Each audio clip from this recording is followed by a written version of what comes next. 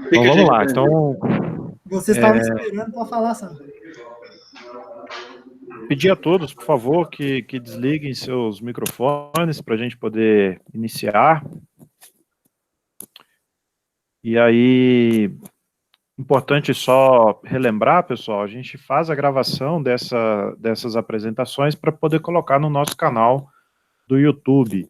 Então, se alguém está contrário a participar dessa gravação, peço, por favor, que não participe da chamada e que depois acesse pelo link do YouTube, ok? Isso para evitar problemas com direitos autorais, tá bom? Outra coisa que a gente reforça, ajuda, se você não quer aparecer muito, se você desligar a sua câmera, e aí o sistema, aparentemente, ele coloca sempre disponível as pessoas que estão falando ou compartilhando a tela, tá certo? Então, manter o seu microfone desligado e a câmera também ajuda se você não quiser aparecer. Entretanto, no final, quando a gente começa a fazer as perguntas, se você quiser habilitar a sua câmera, fique à vontade, e é importante habilitar, obviamente, o microfone para a gente ouvir a pergunta, tá bom? Então, mais uma vez, obrigado a todos aí, e obrigado ao Ricardo, que é aluno lá do nosso mestrado, pela disponibilidade na apresentação. E, Ricardo, vou deixar com você, pode começar. Sim. Ok. Bom, boa tarde a todos. Meu nome é Ricardo, sou orientando do Saul, e, por coincidência, procurei o Saul através do termo de computação vestível. Pesquisando mesmo quais disciplinas fazer no próximo semestre, acabei vendo isso, e essa palavra de computação vestível me gerou uma curiosidade. Aí juntou a necessidade de ter um orientador, um pouco de insatisfação com algumas outras áreas da computação que eu estava trabalhando. Falei assim, bom, vou lá nisso, porque isso me gerou uma curiosidade. E aí fui lá no Saul procurar ele como orientador, para conhecer também o laboratório e saber, enfim, o que era computação vestível. Porque a palavra até então é usada, mas ela é caracterizada como outras formas de equipamentos. E às vezes a gente já tem contato com a computação vestível e nem nós sabemos o quanto isso é antigo. E aí essa apresentação, ela também é baseada num paper do amigo do Saul, do Bruce, da Universidade da Austrália, e ele faz uma pergunta nesse paper, se nós realmente alcançamos o melhor da computação vestível. E o intrigante desse paper é que o título é uma pergunta. Então, o próprio título já te gera uma autorreflexão. Peraí, será que a gente alcançou? Ou então, se você desconhece a computação vestível, o que é a computação vestível? Aliás, né? E aí, acabei caindo dentro do laboratório. Então, sou aluno da computação, formei em computação, especializei em desenvolvimento Java, e estou trabalhando na área aí de vestíveis com Saul, em parceria com a professora Lucília também, que realiza estudos sobre neurociência e faz parte do quadro de docência da UFOP. Então, aqui a gente apresentou um modelo do pitch, só para a gente ter uma visão geral do que o artigo traz para a gente.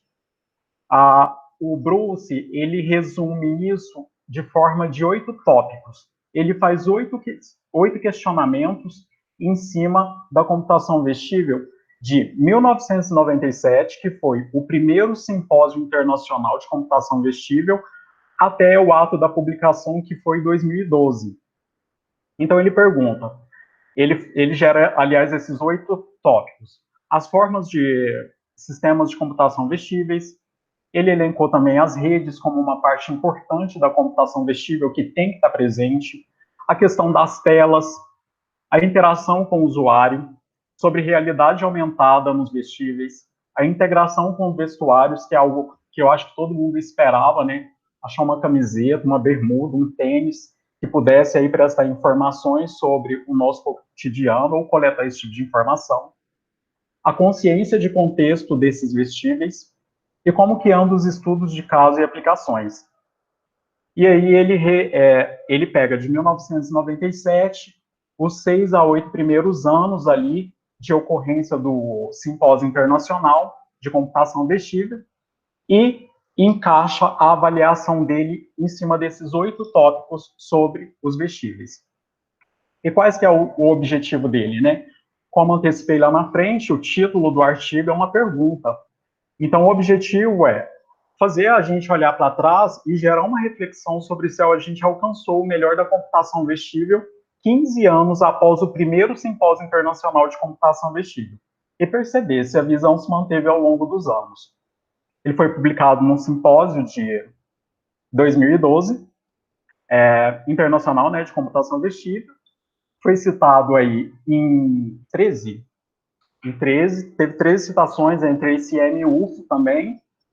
Eu vim da UFO também, então achei importante colocar. E um status importante que eu achei é que o Bruce é amigo do Saul. Então, uma responsabilidade muito grande falar sobre um artigo de um amigo do seu orientador. E os resultados que o Bruce traz para a gente é uma discussão sobre esses 8 tópicos. Ele elenca as tecnologias datadas e futuras e comprova, através da sua experiência e pesquisa, os estudos abordados. E aí tem 2 imagens também para dar uma ilustração para a gente. O que eu achei mais interessante foi a respeito do Key Tracker. Ele é um sistema que eu nunca tinha visto pelo nome, né? Ouvido falar do nome, mas que é usado muito em questão de localização de objetos, é muito utilizado em vestível de animais. Então, você coloca lá a pecinha e localiza seu pet caso ele soma. Então, você tem a posição do GPS de onde o seu bichinho de estimação está andando, né? E o da direita é um vestível também, que eu vou falar mais na frente, que eu já utilizei, e vou falar dos benefícios e dos malefícios também disso daí nos anos atuais. Então, vamos começar lá. Primeira coisa, a gente vai ver se os objetivos e visões foram alcançados em relação ao primeiro Simpósio Internacional de Computação Vestível de 97 até o ano de 2012. Para isso, a gente precisa retornar entre o intervalo desses anos. Então, a gente faz uma volta aí ao passado, porque vocês vão se questionar assim, pô, mas existe tecnologia mais avançada do que isso. Mas a gente tem que estar sempre em mente da data que foi analisada a proposta do Bruce. E como que foi essa mudança na direção das pesquisas nos últimos 15 anos? Lembrando, entre 1997 a 2012. O primeiro tópico que o Bruce fala é sobre as formas dos sistemas de computação vestível. Se você pegar aí nesse período, ele fala que a visão era que o uso de computadores portáteis seria muito comum num cenário diário. Então, basicamente tornar os computadores portáteis e aplicar num cenário diário nosso de uso. E se a gente pegar nesse intervalo de tempo, realmente isso ocorreu. E a visão que o Bruce levantou lá atrás, realmente, de fato, se comprova. Então, em 1997, aí o lado esquerdo superior, a gente tem um famoso BIP. Talvez aí vai ser mais da época do Saul, da Andréia, é da minha época, né? Eu estou com 33 anos. Eu cheguei a ver BIP sendo utilizado, e ele ficava geralmente vestível num cinto, tinha até a bolsinha, e as pessoas conseguiam mandar mensagem para as outras pessoas, né? Lembrando que na época que não tinha celular, o BIP, ou pager, também tinha gente chamada de pager, foi muito utilizado, inclusive carro-chefe aí da empresa CBC do Alexandrino Garcia, que é da cidade de onde eu nasci, que é uma operadora de telefone. Outra coisa também que é muito notável e a gente talvez nem tenha percebido que é uma forma de computação vestível, né, uma forma de sistema vestível, também em 1997, e essa imagem que eu peguei, ela inclusive é de um relógio que é vendido até hoje, e não é muito barato não. Então, aí a gente começa a associar o que é a computação vestível. É alguma coisa que a gente agrega no nosso corpo, e então ele pega informações ou nos dá informações. Realmente, isso até é um pouco difícil de caracterizar. É até uma pergunta que eu fiz quando eu assisti a primeira aula de computação vestível, se um carro poderia, sim, ser um objeto vestível. Porque quando eu trabalhei em Brasília, teve um acontecimento lá que um amigo meu, ele teve um derrame dirigindo, e ele só não morreu porque o carro tinha sensores no volante, e após ele perder o tato com o volante, o carro reduziu a velocidade, estacionou e fez uma ligação de emergência, acionando a localização do carro e que havia perdido com o comando, né? Então, assim, será que vestível é só realmente que a gente atrela ao nosso corpo, está em contato direto com o nosso corpo, ou extrapola ou nos permite ter outras funções, além do nosso corpo faz? Então, essa é até uma pergunta que fica aí um pouco aberta e de reflexão que a gente vai ver um pouco mais na frente também. Mas olha que interessante esse relógio com calculadora. Eu acho que muita gente chegou a usar esse relógio. Era um auge ali poder fazer o cálculo no braço. Aí você fala, Ricardo, mas calculadora é um computador? Se a gente voltar lá atrás, se faziam grandes computadores para poder fazerem cálculos. Então, quando se fez a calculadora, o portátil, e atrelou a um vestível, no caso do relógio. Em 2006 também, teve a acessão de um controle para a galera de games aí, usada no console da Nintendo, o Wii. Ele era acopado na cintura, eu estou até com um aqui, agora no final eu vou mostrar para vocês, que eu tenho e não sabia que ele era vestível.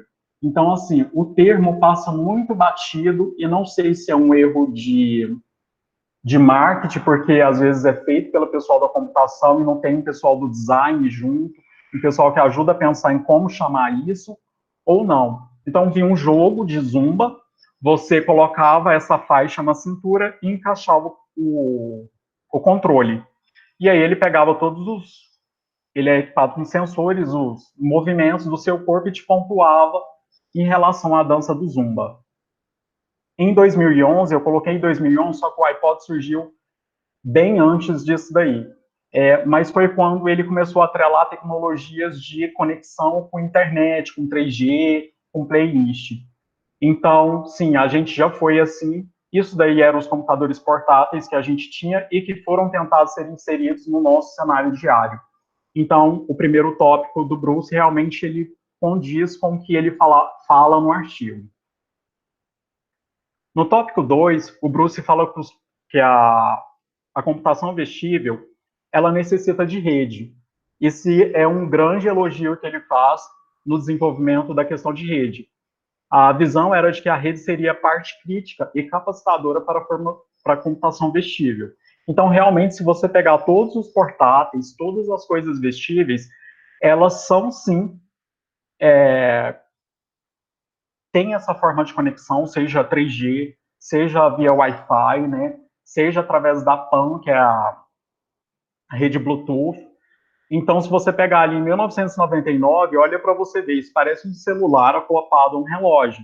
A Samsung foi uma das pioneiras nesse desenvolvimento e acoplou a tecnologia 3G para poder fazer até chamadas por voz através de um smartwatch que a gente conhece hoje. Porém, na época não foi para frente, mas ela deixou na gaveta vendo o potencial nisso e depois a Samsung retornou aí, lógico, depois de 2012, aí, com outros projetos aí, sendo que ela já tinha visto que era um mercado de oportunidade.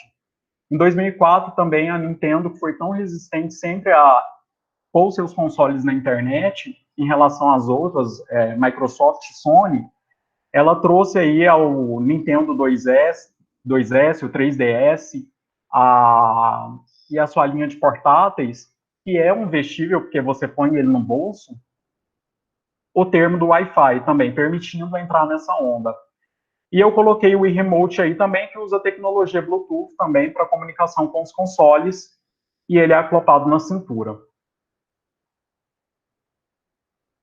O tópico 3 que ele aborda é sobre as telas, e nisso o Bruce é altamente crítico.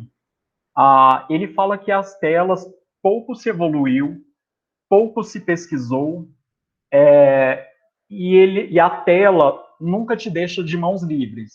A gente tem um super desenvolvimento aí de telas táteis, com alta resolução, mas é ainda a fórmula que as pessoas têm de interagir, sempre com as mãos. Então, elas nunca vão estar com as mãos livres. Então, ele acha isso pouco explorável, pouco evolutivo. Ele acha que deixa muito a desejar aí a questão das telas nos vestíveis. E a gente tem até alguns instrumentos aí que eu coloquei, o Google Glass, apesar de extrapolar a data de 2012, e a pesquisa dele começou anteriormente a isso, né? É uma microtela ali projetada dentro de um óculos, que é um vestível. Inclusive, se você procurar Google Glass, você acha aí como se fosse uma das grandes catástrofes da computação vestível, né? Era algo que se fez tanta propaganda e a gente pouco viu, pouco se sabe, pouco deu certo. E do lado esquerdo aí também a gente tem um binocular também, e tem ele na forma monocular, que é uma tela mesmo que você enxerga projetada dentro do dispositivo. Isso foi usado muito em cenários de treinamento de tropas e da engenharia também. No tópico 4, ele fala sobre a interação com o usuário. E aí a gente consegue ver uma gama de dispositivos sendo despejados aí, fabricados, testados. Em 2011, um dos fatos que eu achei muito curioso foi a Nintendo, no 3DS, ela fez um estudo, e talvez nesse estudo não tenha um dado concreto, mas eu acredito que tenha sido isso, de que o óculos tenha sido um desconforto para você extrapolar esse efeito do 3D ou mesmo de uma nova forma de projeção das telas. Então a Nintendo criou um portátil cujo você olha a tela e enxerga o boneco saindo da tela sem o uso de óculos. Logo depois, em 2013, a Nintendo viu que isso não deu certo. Essa interação com o usuário foi péssima, foi muito negativada. As pessoas tinham vômito, tinham enjoo, não tinha um botão a princípio para reduzir o efeito 3D, depois foi inserido um botão para tirar esse efeito 3D, e até chegar em 2013, que extrapola um pouco, mas eu coloquei a segunda foto aí do New Nintendo 2DS, eu tenho um desse aqui em casa, e cortando o efeito 3D. Então não se tinha mais esse efeito, a interação com o usuário mudou, mas ela ainda conseguiu deixar uma forma que o Bruce, mais para frente no próximo tópico dele, que eu vou mostrar, elenca como importante também. E aí a gente teve esse teclado de antebraço, uns trackballs, que é uma forma de mouse com teclado, fazendo a mesma função. E uma curiosidade aí, de 2004, a foto desse cara com um dispositivo na cabeça, tomei conhecimento através do professor Saul, da história dele. Ele chama Ney, e ele foi o primeiro ciborgue creditado na sociedade. Então, ele foi identificado como um ciborgue. Esse dispositivo vestível que ele usa faz parte do corpo dele. Então, se ele entrar num aeroporto, ou numa lanchonete, ou num fast food, ele é caracterizado como um ciborgue. Isso, se não me engano, foi na Inglaterra, e isso trouxe um peso e uma esperança muito grande sobre a computação vestível, né? Então, vai surgir uma nova, vamos dizer assim, classe humana aí, chamada de ciborgue, onde metade de seu corpo é proveniente de uma computação vestível. E é um fato que a gente até se nega e se estranha da computação, né?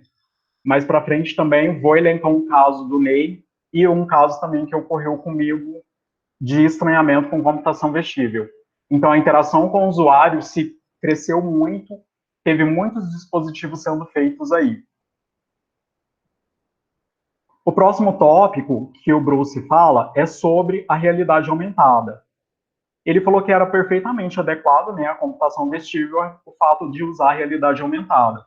Então, em 2011, a Nintendo trouxe isso através do Nintendo 3DS, com 3 câmeras no console e com alguns arcades, também. Eu estou até com os cards aqui no final da apresentação e eu mostro para vocês como é que isso foi feito e por que deu errado. Engraçado, sempre que eu estou batendo na tecla, deu errado. Como que a computação vestível parece que ela nasce muito rápido, com propostas assim brilhantes, e de repente ela desfarela, né? Outro fato importante sobre realidade aumentada que eu fiquei muito feliz foi sobre o Quake, que é um jogo que eu acho que grande parte das pessoas jogaram aí que gosta de games nos anos 2000, e o próprio Bruce publicou um artigo chamado de Arquake, que foi sobre usar a realidade aumentada no Quake. Então, ele colocou todos os problemas, as soluções possíveis que isso foi feito, tanto no ambiente externo quanto no ambiente interno. E aí, acabei virando mais fã, porque o cara mexeu com games, já fico feliz. E em 2010 também, a gente teve aí uma explosão da realidade aumentada usando a telefonia móvel. Em vários sites de compra, você poderia projetar o objeto que você queria usar na sua sala. Eu quero comprar uma poltrona, quero ver como é que ela vai ficar na minha sala. Então, a realidade aumentada tinha um grande propósito de ser utilizado aí pelo comércio, mas também parece que desandou. E aí, na frente, a gente vai acabar discutindo isso, porque não foi uma proposta do Bruce discutir isso nesse intervalo, né? Mas apareceu dentro do artigo dele e a gente gera isso como uma pergunta: por que não deu certo?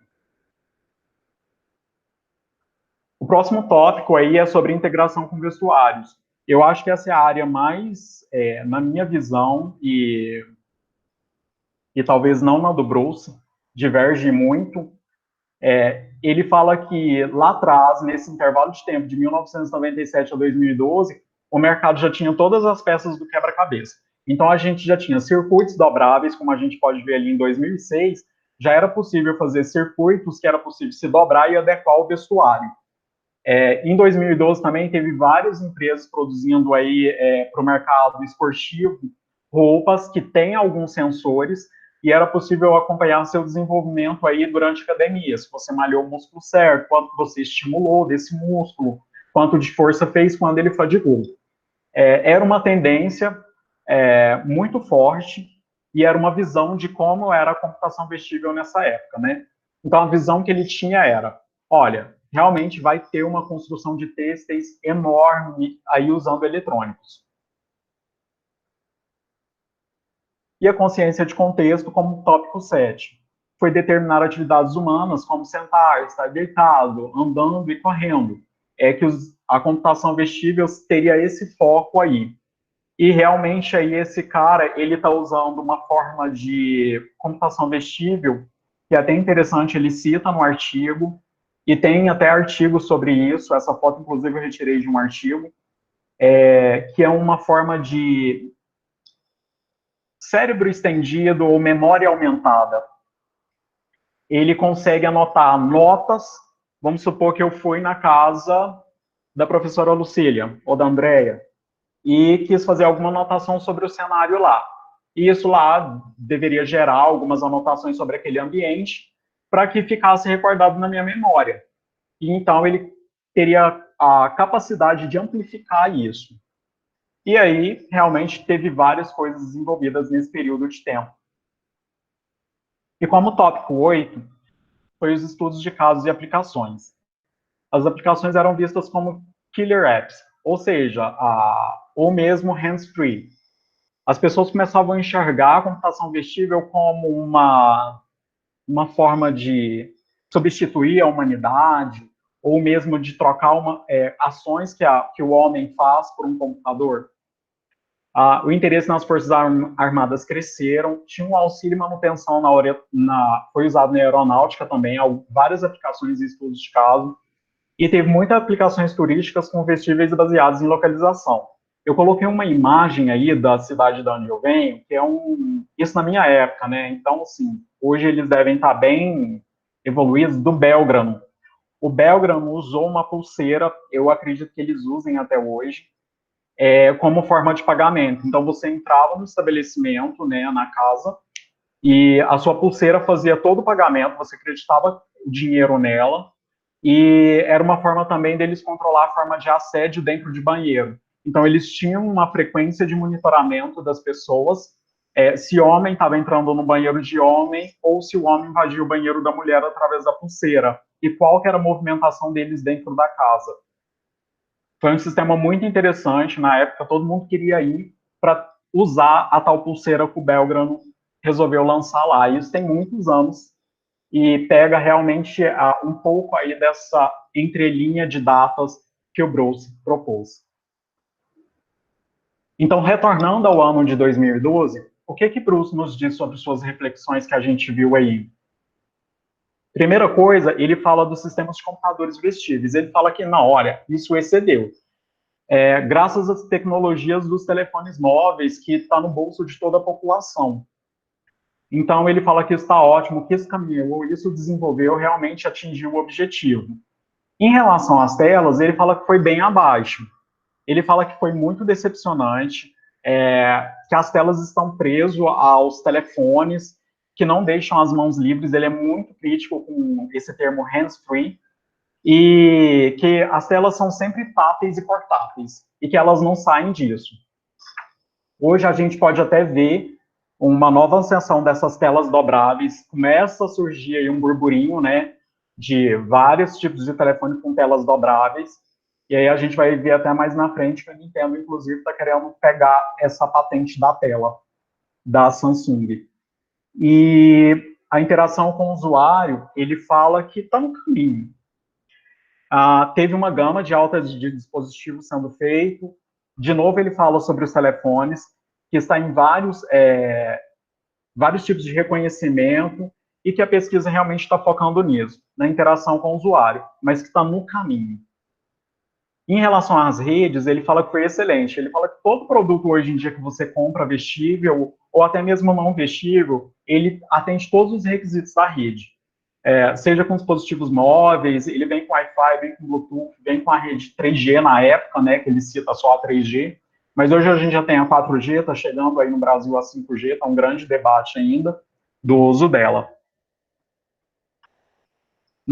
Sobre a consciência do contexto, ele fala que os aplicativos que usam a geoposição têm se beneficiado disso, e que evoluiu, sim, ao sair apenas do contexto de gestos e reconhecimentos.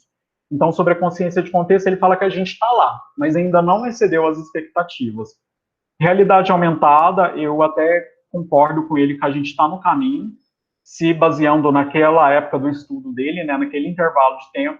Hoje, para mim, realmente, a realidade aumentada ela está bem lá atrás, está bem abaixo. E eu vou até exemplificar aqui para vocês por que ela está bem abaixo.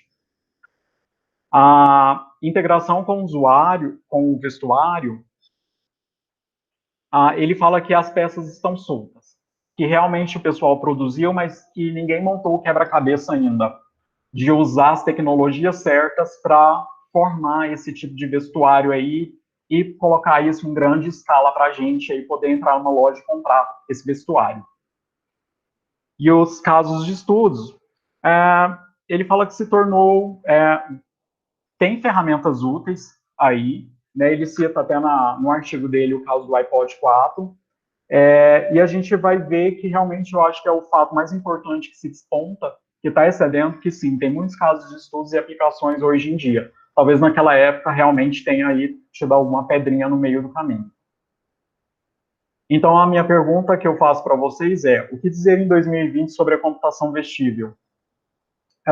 Na minha visão, o conceito de tela continua o mesmo. Eu acompanho muita área de games e eu vejo que as telas continuam a mesma. A Nintendo até propôs um vestível. A gente pode considerar o Nintendo Switch, que é o último console dela, como um vestível, porque você carrega e veste ele em qualquer lugar. E ela substituiu isso mesmo. A questão, se você olhar ali do lado, a própria Nintendo, ela teve uma sacada de pegar um videogame e, ao invés de você comprar um óculos para te dar a sensação de um vestível, te oferecer uma outra gama de opções, ela tornou o próprio videogame um vestível.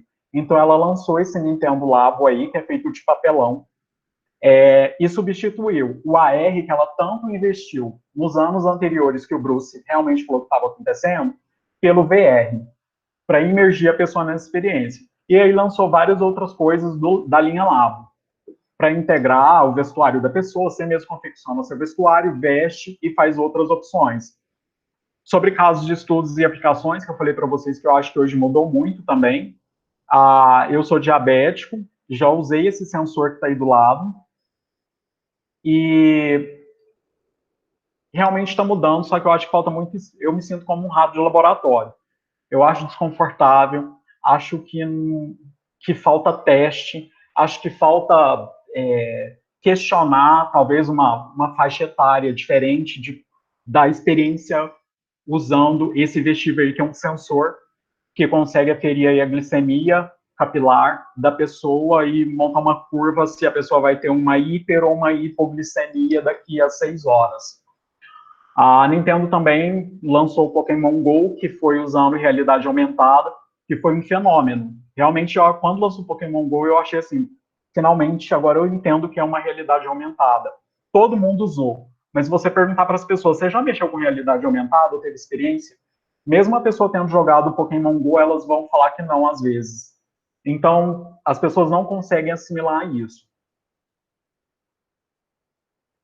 Fatos de sucesso aí, a gente tem a Apple, eu acho, com o smartwatch dela, porque quem consegue vender um smartwatch a 14 mil reais, realmente a coisa é muito boa, e eu já tive a oportunidade de ver alunos usando ele.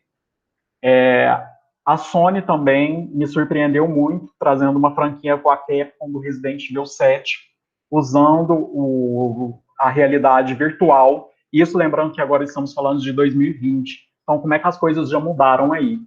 O Google Glass, que para mim foi um fracasso, pouco ouvi falar, nunca pesquisei dele, nunca me despertou tanta curiosidade. A gente tem vários acessórios de realidade virtual, então a gente vê falar mais de realidade virtual do que a realidade aumentada na época do Bruce. E aqui eu faço os meus 8 tópicos para prever o futuro dos vestíveis. Eu acho que eles têm que ser extremamente personalizáveis, assim como uma aliança de casamento. Pensa bem, principalmente eu faço pergunta não só uma visão machista, mas eu acho que uma visão ainda que é pregada em cima da gente, as mulheres. As mulheres jamais querem repetir uma mesma roupa todo dia. O homem até que não importa não, para ele uma camiseta e um jeans está ótimo. Mas até esse perfil do homem está mudando hoje em dia. Hoje em dia tem vários tipos de vestuários, meias diferentes para N tipos de tribos, de pessoas, tênis, óculos, óculos deixou de ser uma questão de precisão médica para se tornar um tipo de acessório. Então, eu mesmo tenho 5 tipos de armação de óculos em casa, porque geralmente eu não gosto de usar a mesma armação todo dia ou a semana inteira. Então, eu acho que a computação vestível, os vestíveis, eles têm que ser personalizáveis, e isso a gente tem que passar a observar, não só agora, e como a gente está projetando, o laboratório também projeta vestíveis, eu acho que a gente tem que pensar nessa questão deles serem personalizáveis. É que nem você falar assim, qual a sua comida preferida? Todo mundo vai estar alguma. Come ela um mês seguida. Você vai se sentir enjoado. Então, a computação vestível faz mais ou menos eu acho que tem um contrabalanço da personalização disso. Um outro tópico que eu levantaria seria em questão da eficiência, em termos de duração de bateria. A gente vê que não só a Nintendo, outras grandes, ou a Apple, a Samsung, recentemente agora está brigando aí para colocar baterias de longa duração dentro dos telefones. A Nintendo lançou uma versão do Switch agora corrigindo a bateria.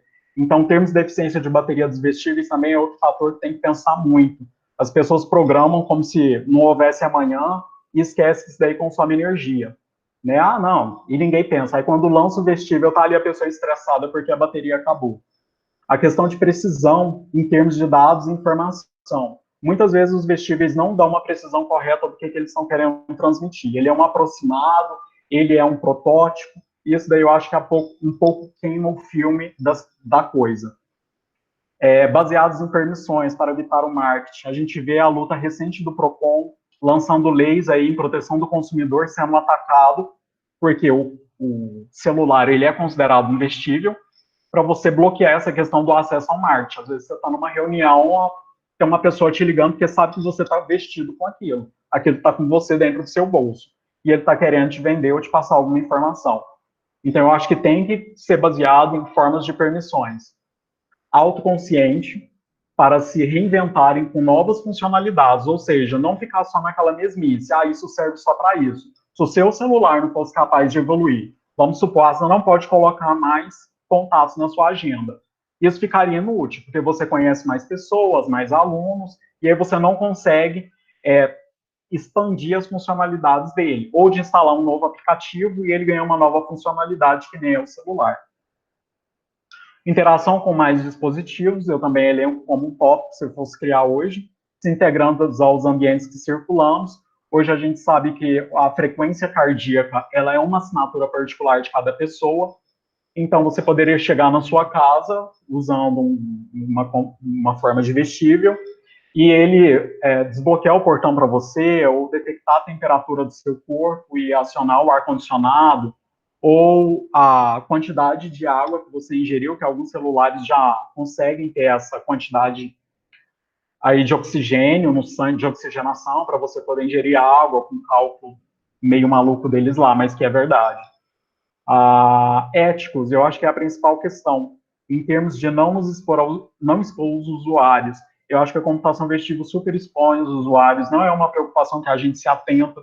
Em várias pesquisas, poucas pessoas se atentam à questão ética, né? Apesar de ter conselho de ética, que passa aí por formulários, por testes, a questão ética mesmo, eu falo de aquele aspiradorzinho de pó que limpa a casa da gente. Não estou falando de vestível, mas olha para vocês verem um exemplo. Ele mede a nossa casa e essa informação é passada para alguém. Então, você acha que ele está limpando? Ele tá, mas tem um cunho atrás disso. Ele está pegando a metragem da sua casa inteira e passando isso para alguém. Atualmente, na pandemia do coronavírus, a gente vê a forma que os governos estão tendo aí de fiscalizar a quarentena, através de antena de celular e a conexão das pessoas nela, para ver se a pessoa está movimentando ou não com aquilo que está dentro do bolso. Então, assim, é bacana? Será que até que ponto isso pode? Eu me sinto bem sendo observado desse jeito? Então, seriam para mim um ponto da atualidade de hoje, de 2020. E desses sistemas, enfim, se tornarem visíveis, ao ponto de não chamar atenção. É o caso do sensor para medir glicose capilar. Você usa, todo mundo vê, todo mundo quer tocar, todo mundo quer encostar. Ou então as pessoas ficam com medo. A pessoa está doente, a pessoa está com alguma coisa. Elas te pré-julgam usando uma forma de vestível. Então, eu criei os meus 8 tópicos para a atualidade, fazendo um contraste aí com os 8 tópicos que o Bruce elencou, que eu acho que tem que estar presente, sim, na computação vestível de hoje, e deveria ser muito bem avaliada. E aí, só para encerrar, deixa eu só mostrar para vocês. Eu vou só tirar aqui, que já extrapolou um pouquinho o tempo.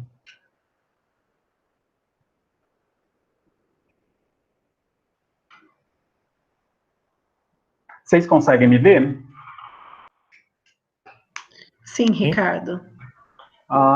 Esse é um 2DS da Nintendo, com 2 câmeras atrás, usada para realidade aumentada.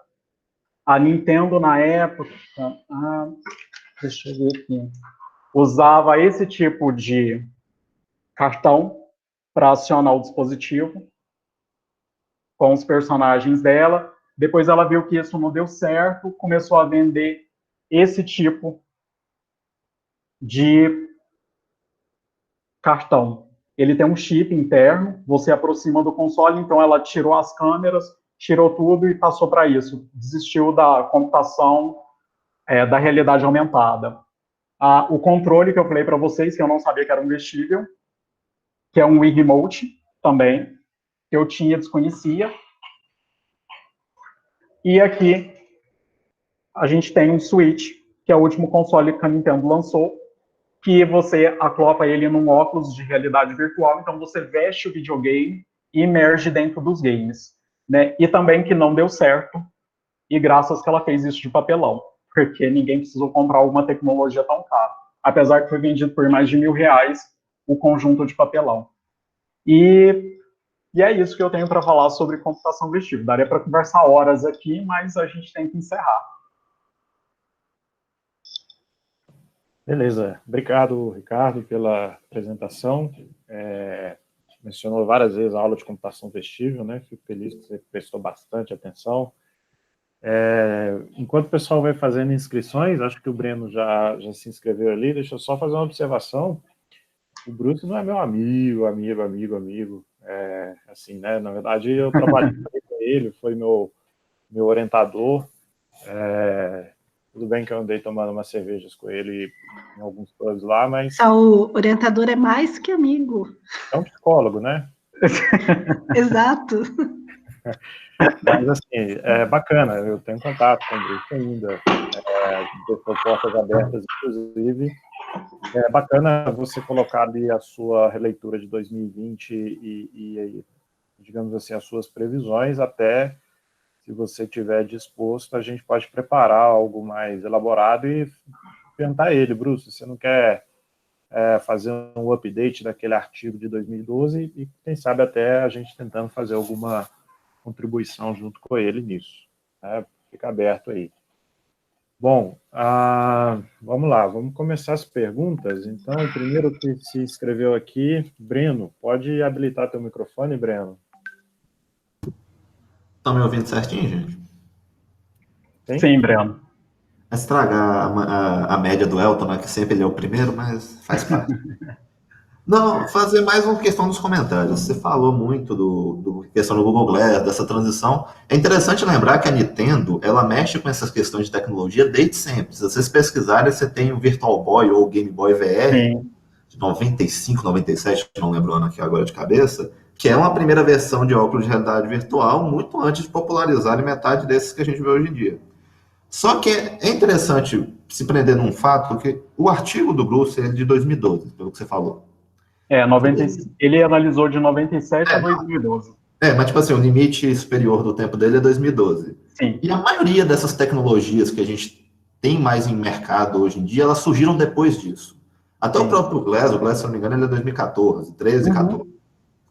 E o importante existe um gráfico do Gartner e tal, que ele mostra muito que a realidade aumentada, ela vinha em alta há muito tempo, só que ela travou num certo ponto.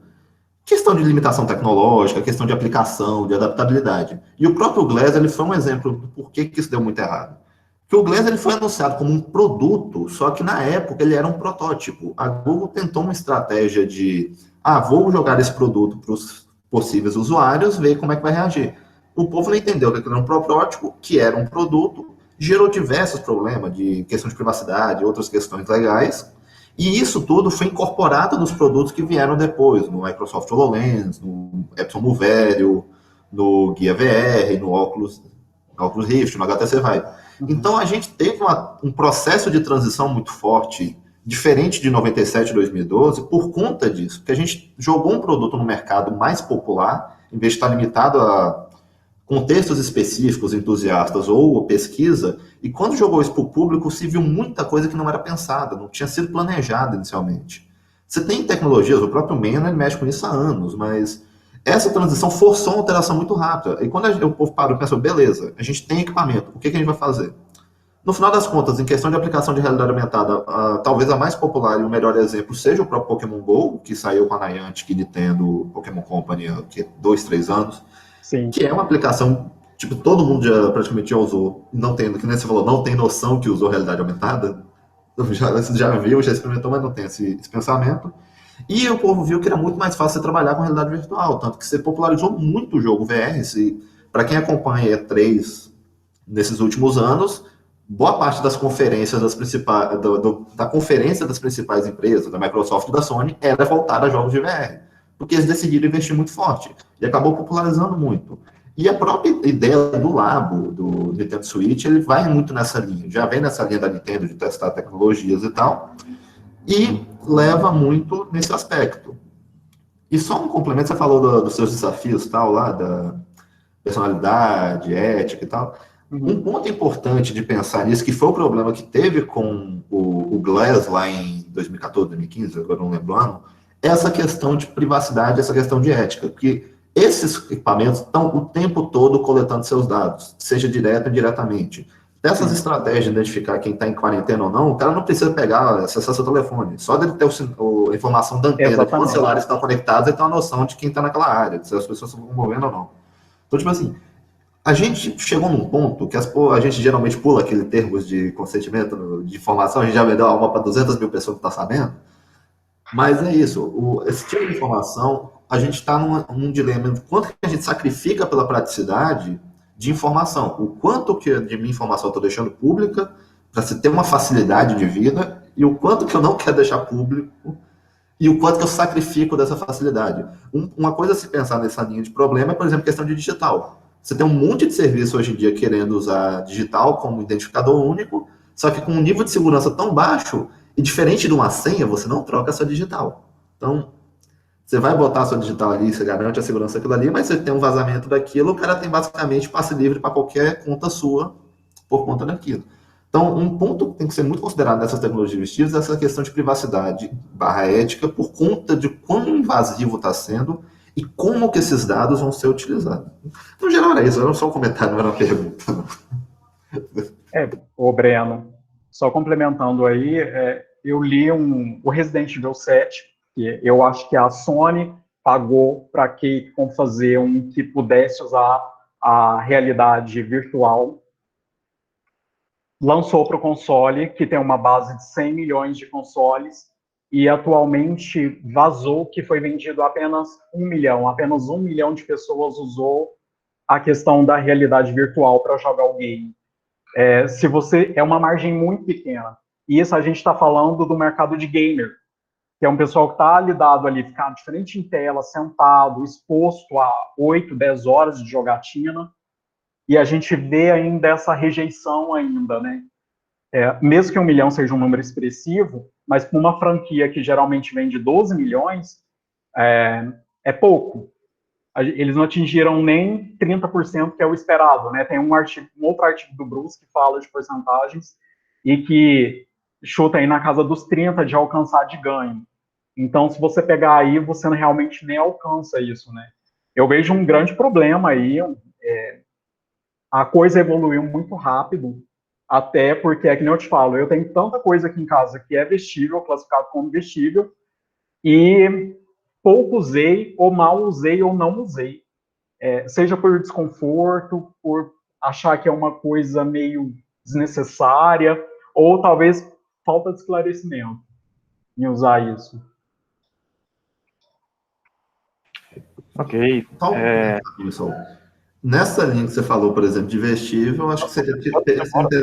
A gente poder passar para os demais, tá? Não, é coisa rápida. Seria interessante uma discussão que eu acho que o Rabelo teve na matéria de computação móvel, quando eu fiz, que, tipo assim, a gente tem infinitos vestíveis, mas se ele não trouxer um ganho para a pessoa, mesmo que ela seja entusiasta, vai usar ali uma semana, 15 dias e para de usar. Por exemplo, que é smartwatch. Beleza. Até quem quiser estressar um pouco essa conversa de privacidade e tudo, o Steve Mann, que também é classificado como um ciborgue, e se você digitar The Father of Wearable na internet, vai ver o nome dele, ele tem um TED Talk, um artigo que chama Souls Valence, é uma mistura de souls de alma com valence de surveillance, então é um material bem interessante para acompanhar e ter mais opiniões sobre isso. O próximo que se inscreveu foi o Elton. Elton, pode habilitar teu microfone e está com você. Tá bom, obrigado, Saul. Obrigado, Ricardo. Saul, eu anotei. Qual que é o nome do seu Valence aí? Souls Valence. Eu vou tentar localizar aqui e achar um link para vocês aí no chat. Fiquei curioso com esse trabalho. Ricardo, obrigado pela apresentação. Acho que a escolha do artigo foi muito boa também. A minha pergunta ela vai mais no sentido, eu vou até provocar um pouco a Gabriele Rioga, que eu vi que está aí. Não sei se é a Gabriele que eu conheço, acho que é, né? Com esse sobrenome. Gabriele Rioga. Tá. Sou eu mesma. E aí, Gabriele? Joia? Tudo jóia, Elton, é você? Joia. Eu fiquei pensando aqui, sabe, essa questão do vestível, das nossas capacidades, né? Por exemplo, eu consigo andar e escutar bem, né? Ao mesmo tempo.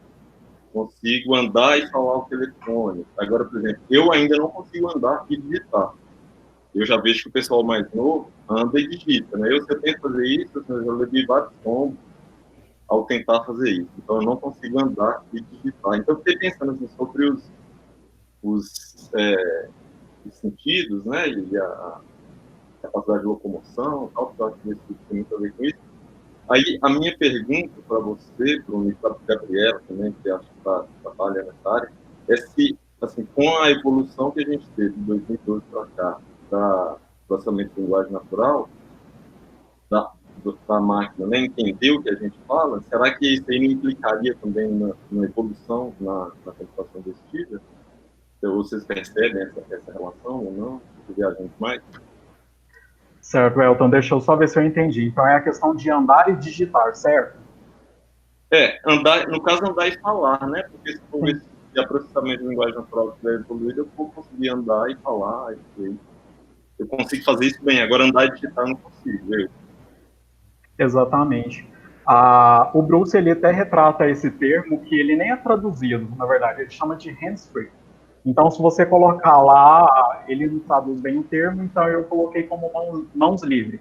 Então, é o uso da computação vestível e te deixar ela com as mãos livres. Isso implica em você não usar as mãos para digitar, teoricamente, que é o que a gente mais usa com as mãos hoje, é fazer a interação com tela em dispositivos móveis, ou mesmo na roupa, ou no vestível, e deixar elas de forma livre. Então, ele faz uma crítica pesada em cima disso. Por que as mãos não estão livres? Isso era para estar sendo trabalhado.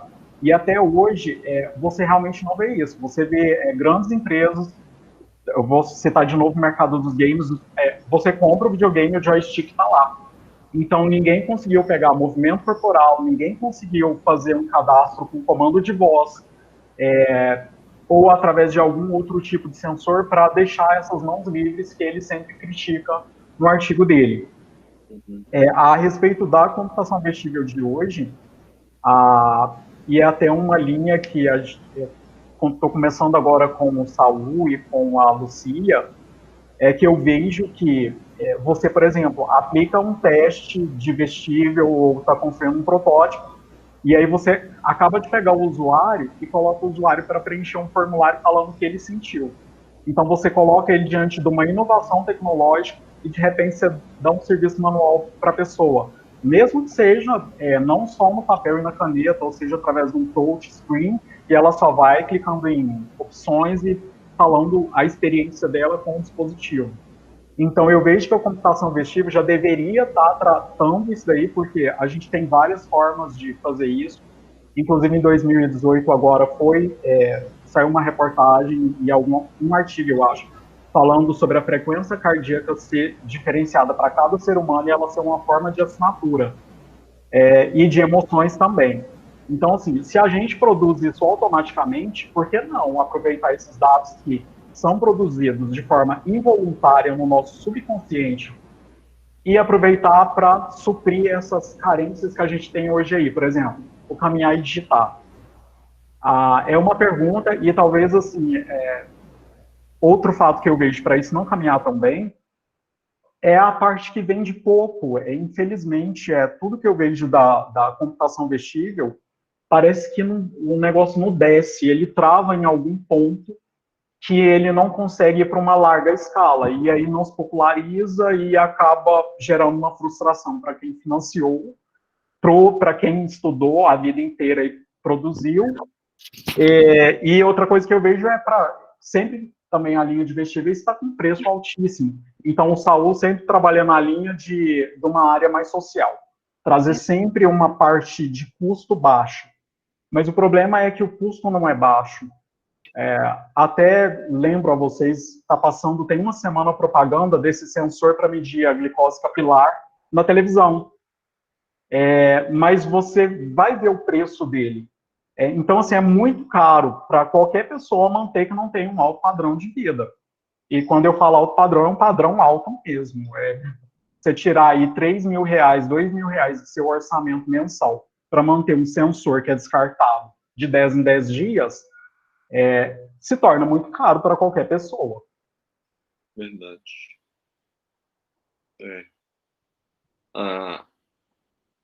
Não sei se a Gabriela... Como eu cutuquei a Gabriela, não sei se ela quer falar algo.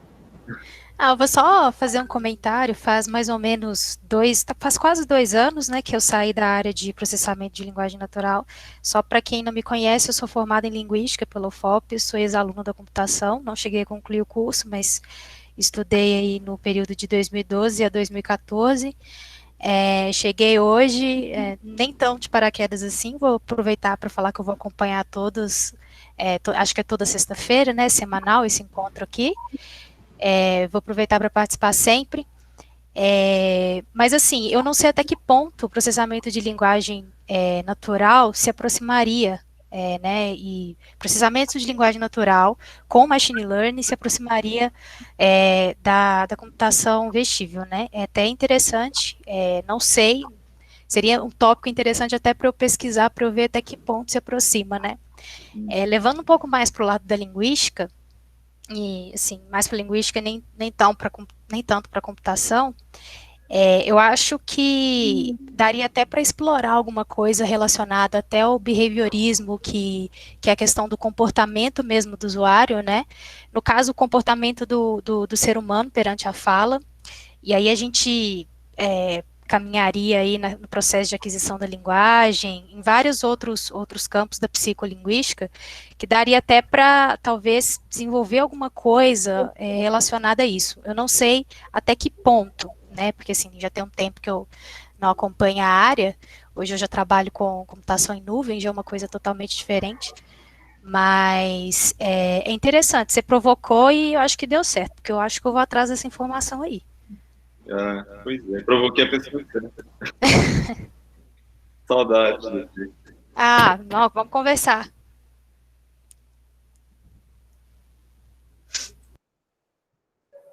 Saúde. Oi, ok, Elton. Eu posso continuar? Tem só mais um ponto aqui. Pode, claro. É porque você ficou em silêncio, eu fiquei sem saber se eu entraria ou se você tinha mais coisas. Pode continuar. Tá. Não, a questão dos 8 tópicos aí que o Ricardo colocou. Aí você coloca os meus 8 tópicos.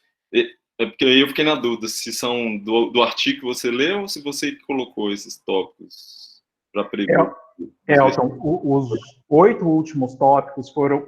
Eu fiz os meus 8 tópicos diante de 2020. Ali, no fim da apresentação, a gente volta para o ano de 2020, que foge da margem de avaliação do Bruce. E aí eu acho que os tópicos dele já foram muito bem respondidos para aquela época, sendo que a gente tem 2 que são extremamente seguros, que ele elenca, né, que é a questão das redes e do sistema vestível. E então, assim, eu acho que hoje, diante dessa evolução e desse boom de vestíveis que a gente teve, e de tantas falhas dos vestíveis que a gente teve de 2012 para cá, foram grandes lançamentos que não vingaram. Eu acho que talvez aqueles 8 tópicos não sejam necessariamente, para aquela época, tenham sido os ideais para o desenvolvimento dos vestíveis e tal. Mas para hoje, eu acho que não é. Eu acho que a gente carece de um outro olhar em cima dos vestíveis. Por isso que eu elenquei os meus 8 tópicos de observação dos vestíveis no ano de 2020. Uhum. E esses 8 tópicos é baseado na sua experiência, em quê? Sim, primeiro foi na minha experiência, que eu tenho trocentos vestíveis aqui em casa e não sabia que tinha. Uhum. E aí eu comecei a analisar as críticas que o Bruce fazia em cima deles, e aí eu vi que até hoje estamos em 2020 e eu continuo com a mesma tela aqui mesmo. Porém, a Nintendo fez novamente o lançamento de um sistema de realidade virtual. Por que isso não deu certo? Uhum. Sendo que já houve tantos estudos assim, a Nintendo compra essas tecnologias e ela aposta alto nisso. E a gente vê que são casos que não deram certo. Lógico que ela não vai expor o porquê que não deu certo, mas é bem notável. Você tem versões de um mesmo console cortando a tecnologia. Então, os usuários, assim, numa visão de usuário, lógico, não comprou a ideia. E aí, para ela cortar custo, ela acabou tirando dos consoles a tecnologia vendida aí nesses anos anteriores. E também foi baseado numa entrevista, eu até comentei para o Saul, eu acho que o cara é genial, ele comanda uma equipe de vestíveis, e ele começa falando na entrevista dele: eu não queria decepcionar vocês, mas eu usei o vestível da minha própria empresa durante os 6 primeiros meses. E aí foi baseado nisso. Uhum. Então, um próprio gerente de uma empresa que fabrica vestíveis falar isso, né? É um pouco estranho, mas é uma realidade que afeta todo mundo. Bacana. Porque eu achei muito interessantes esses 8 tópicos que você colocou. Acho que é um resultado importante, né? E assim, como existe muita carência de avaliação de IHC nessa área de wearable, você procura, você não acha quase nada assim de avaliação de interfaces. Sim.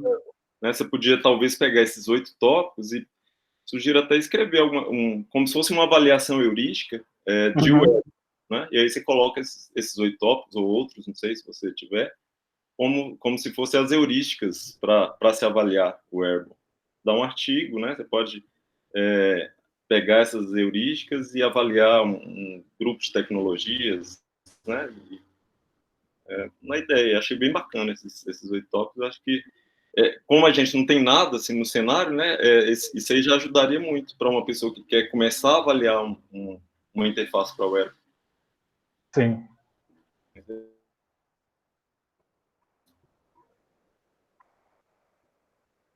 Saul? Oi? Ok, Elton. Ok, obrigado, Saul. Mais alguém quer fazer inscrições? Por enquanto não apareceu. Então deixa eu aproveitar enquanto alguém pensa se vai perder a timidez ou não. Alguns pontos interessantes, né, colocados aí nessas últimas discussões. Ainda é um grande desafio interface de interação, né? Como que a gente interage com esses equipamentos, sem ser com as mãos, ou quais são as interfaces para fazer isso, né? E a voz, às vezes, é sempre o primeiro ponto que a gente pensa, mas se eu estou usando um vestível, por exemplo, nesse momento, a minha voz está bloqueada para esse momento e eu não posso interagir com o meu vestível. Quais são as maneiras de se fazer isso? E isso é um desafio que está bem aberto ainda, até no campo da ciência, em particular, né? E a outra questão que o Ricardo bate bastante aí nas explicações dele, né? Por que as pessoas usam ou deixam de usar ou falham a questão dos vestíveis? Esse, inclusive, é o ponto central da motivação do meu trabalho de doutorado e foi onde eu caí dentro da linha de vestíveis, né? Por que pessoas usam por poucos meses e depois abandonam? E aí, acho que foi o Breno que falou isso, o Ricardo Rabelo já tocou lá na disciplina que Breno fez, e se você não der um valor àquilo, a tendência é que ele caia em desuso, né? Então, assim, tem toda uma cadeia interessante aí, o Ricardo Rabelo, inclusive foi meu orientador de doutorado, então tem toda uma cadeia de raciocínio que a gente segue. Mas é uma discussão muito interessante e importante, porque em termos de tecnologia, se você quer acreditar, e eu acho que vestíveis foi uma das últimas grandes apostas do mercado, ela pode ter sido uma aposta e falhar, como assim falhou o Google Glass, ou a gente pode tentar trabalhar para que ela de fato não falhe. E aí ainda tem muita coisa, até no campo científico e filosófico, às vezes, para a gente poder tentar desbravar e fazer algum tipo de sucesso. O Elton, por exemplo, tem medo de realidade aumentada. Todos nós, Elton. Todos nós. Pessoal, alguém mais quer fazer pergunta? Deixa eu fazer uma correção aqui, ó. Eu falei para vocês que era soul de alma do inglês, né? Mentira, é S-O-U-S, sob, traduzindo sob, Souls Violence, ok? Não sei se eu pronunciei correto agora, mas enfim.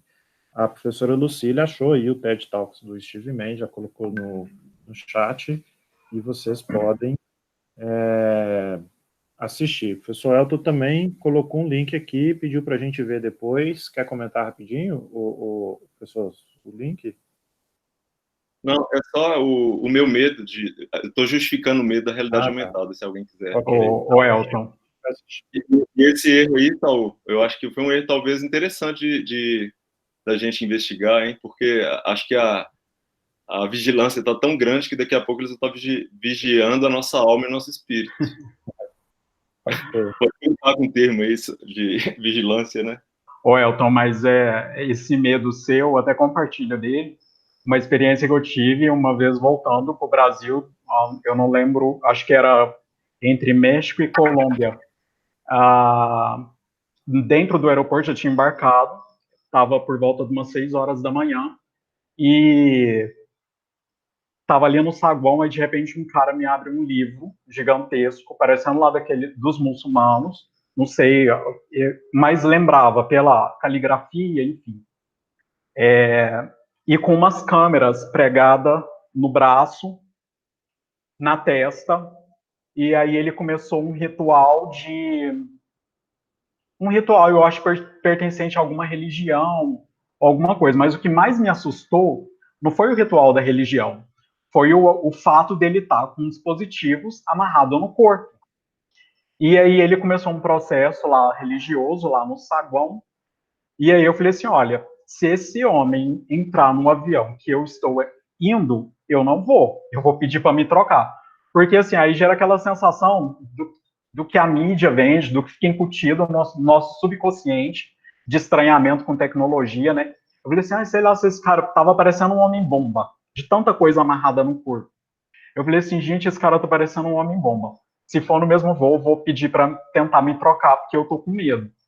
E, enfim, aí ele não era do mesmo voo, mas gera essa sensação de olhar para a pessoa e falar assim, que coisa estranha, quando ela está com investível. Por isso que eu toquei no ponto da invisibilidade, para não gerar essa estranheza nas pessoas, né? É que nem o sensor para medir glicose capilar. Eu sou diabético, e aí, quando você usa, todo mundo olha e todo mundo quer tocar. Ou todo mundo olha e cochicha. Isso gera um desconforto na gente. Não tem como, a gente é observado o tempo inteiro. O ser humano, ele nasceu para observar, né? Para aprender observando. E aí, isso é um fato dentro do vestível, porque a maioria dos vestíveis, eles chamam muito a atenção das pessoas. E aí gerou essa estranheza aí, compartilho com você também. Tenho as minhas estranhezas também. Por outro lado, eu acho que algumas pessoas usam uma roupa, né? Não estou falando de vestível. Elas querem exatamente serem observadas, né? Com a roupa que ela Exatamente. usa. Exatamente, mas aí é uma roupa de um material comum, né? Quando você extrapola o comum, você causa essa estranheza, principalmente quando a gente fala de tecnologia, né? A gente teve até uma discussão na disciplina de saúde, computação vestível, sobre até biblicamente fala de pessoas com microchips que vão invadir a sociedade, que vão vir não sei da onde, né? A gente ainda está preso numa cultura religiosa onde muitas pessoas pertencem, né, com todo respeito, mas que eles observam isso como uma forma não benéfica, mas como maléfica ao ser humano. Fiquei curioso agora. Será que ele estava no Muro das Lamentações virtual, alguma coisa assim? Pois é, eu acho que eles estavam rezando na hora, né? Era umas 6 da manhã. E aí, acho que tinha que estar todo mundo em conjunto, não sei. Mas é um pouco estranho para a gente que não é habituado. Interessante. Ok, pessoal. Então, aqui o último comentário do Rafael, dizendo que verá os links, né? Acho que eu vou começar a encerrar, então, Ô, Saulo, desculpa aí, assim, é porque eu tenho, às vezes, um tom um pouco jocoso, mas eu não tenho medo de AR, não, tá? Só deixar claro. Não, Assim. Tranquilo. É só, assim, uma expressão meio forte. Assim. Eu sou favorável, né? Explorar a tecnologia e tudo. Mas tem umas coisas que, às vezes, me deixa com a pulga atrás da orelha. Pode ficar tranquilo, porque a gente... tem medo mais do ser humano usando do que da tecnologia. Exatamente. A gente, quando faz as nossas soluções, inclusive, a gente experimenta nos usuários exatamente para gerenciar esses medos e essas frustrações. Pode ficar tranquilo, tem erro não. Bom, gente, então, vou começar a encerrar aqui, né? E aí, só lembrando, semana que vem a gente tem a apresentação da professora Lucília, que vai falar um pouco para a gente, até na linha também de neurociência, os trabalhos que ela faz nesse aspecto. Está entrando para colaborar conosco, está entrando não, já entrou na verdade, né, para colaborar conosco no laboratório, e aí a arte não está pronta ainda, acho que está faltando só algum pequeno detalhe, mas o Ricardo, inclusive, tá tratando isso para a gente, então em breve já está aí nas redes sociais, WhatsApp e onde mais a gente conseguir divulgar, tá? Depois da professora Lucília, que eu me lembre aqui de imediato, se eu tiver errado e alguém presente souber que eu estou errado, nós não temos uma pessoa para poder apresentar, né? Então, deixa eu até abrir aqui o calendário. Eu estou dizendo que no dia 8 de maio, a gente ainda não tem quem possa apresentar.